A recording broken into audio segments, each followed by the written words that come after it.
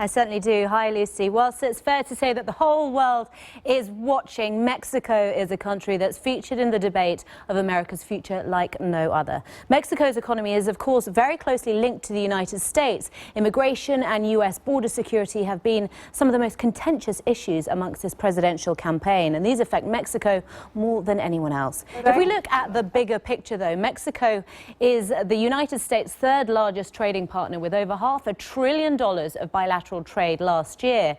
As it stands, Mexico comes out on top, selling about $58 billion worth of goods and services to the US, a lot more than it imports from there. Now, at the moment, this is all because of a tariff-free deal called NAFTA, which covers Mexico, the US and Canada.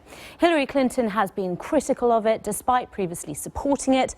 But Donald Trump, well, he wants to rip it up entirely and has even pledged to introduce a 35% tariff on Mexican imports to the US. Well, with me now is Mexico's Tourism Minister, Enrique de la Madrid Cordero. Welcome to the program. On the face of it, the Republican candidate poses more of a threat to your country. How worried are you about a Trump presidency? Well, more than we're really paying attention to what the election has been, what who's going to be the winner, because there is always a difference between the speeches in campaigns and then the policies where you're in government. So we're really paying attention. We're all concerned.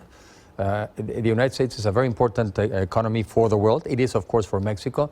So we're not worried, but we're paying attention and we're waiting to see who's the winner and then what really are the policies going to be on the years forward. You say you're not worried, but your own government has set up a contingency plan, it says, and it has done this months in advance in the result that we would end up with a Trump presidency. Yet we've heard no details whatsoever. Well, I really do not think that there's a contingency plan. I've read some of the news. Really, what we're is waiting for the results of the election.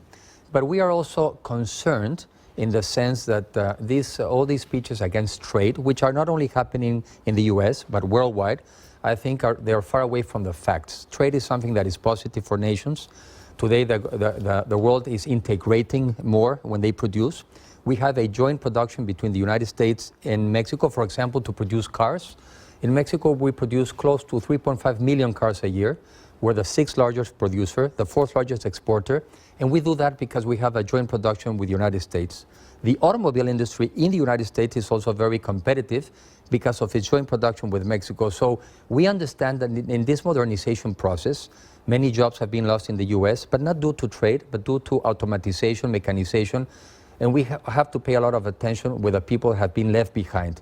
But the way is to continue to produce together, to construct cars, computers among our nations, and we're very positive that it's something that is going to continue to happen between the United States and Mexico in the years to come.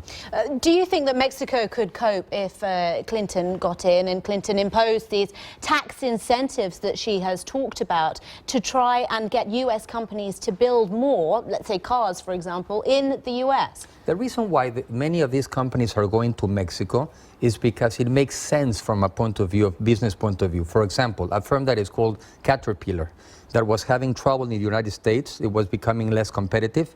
They sent down the plant to Mexico, to Saltillo, which is in Coahuila. Probably they moved down 500 jobs into Mexico, but because of that, they became more profitable, more competitive. And after some years, they hired 1,500 more people in the United States. So it is because of this joint production that many companies in the United States are competitive. And that is why many millions of jobs are kept in the United States because of the joint production with Mexico. Okay, Mexico's Tourism Minister, Enrique de la Madrid Cordero, thank you very much for your time. Thanks to you. That is all the business news for the moment. Lucy, back to you in Washington. Thanks so much, Victoria.